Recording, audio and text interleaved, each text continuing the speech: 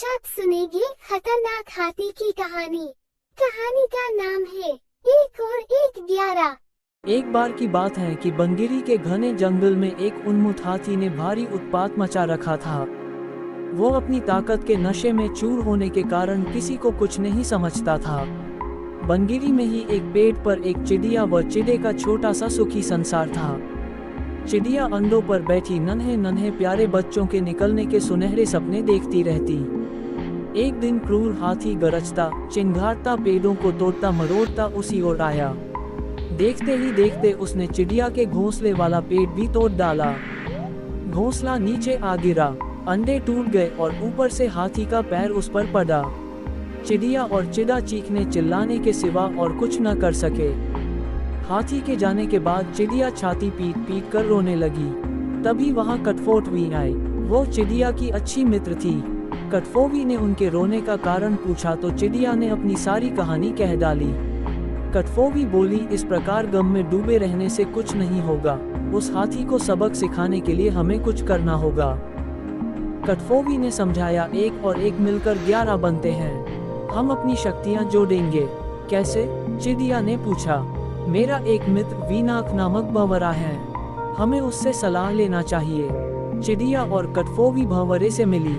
भंवरा गुनगुनाया, ये तो बहुत बुरा हुआ। मेरा एक मेढक मित्र है, आओ उससे सहायता मांगे।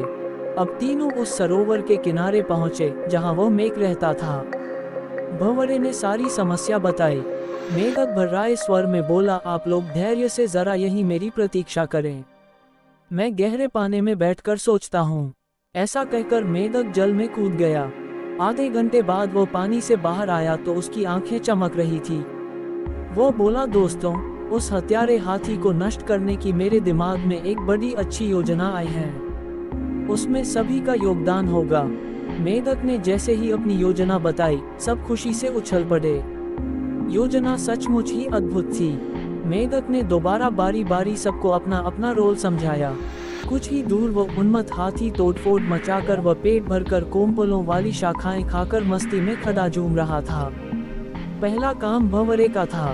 वो हाथी के कानों के पास जाकर मधुर राग गुंजाने लगा। राग सुनकर हाथी मस्त होकर आंखें बंद करके झूमने लगा। तभी कटफोवी ने अपना काम कर दिखाया। वो आई और अपनी सुई जैसी नुकीली चोंच से उसने तेजी से हाथी की दोनों आंखें बींध डाली। हाथी की आंखें फूट गईं। वो तड़पता हुआ अंधा होकर इधर उधर भागने लगा। जैसे जैसे समय बीतता जा रहा था, हाथी का क्रोध बढ़ता जा रहा था। आंखों से नजर न आने के कारण ठोकरों और टक्करों से शरीर जख्मी होता जा रहा था। जख्म उसे और चिल्लाने पर मजबूर कर रहे थे। चिड़िया कृतज्ञ स्वर में मेघ से बोली, भैया, मैं आजीवन तुम्हारी आभारी रहूंगी। तुमने मेरी इतनी सहायता कर दी।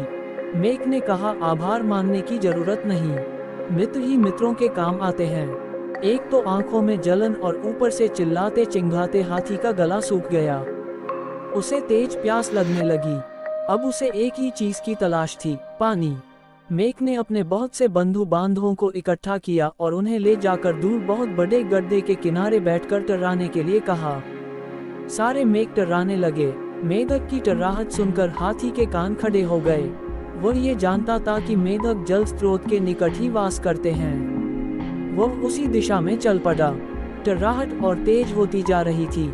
प्यासा हाथी और तेज भागने लगा। जैसे ही हाथी गड्ढे के निकट पहुंचा, मेको ने पूरा जोर लगाकर टर्राना शुरू किया।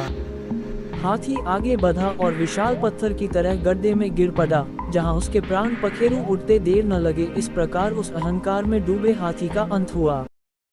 अगर आपको वीडियो पसंद हो तो चैनल को सब्सक्राइब करें, लाइक और शेयर जरूर करें।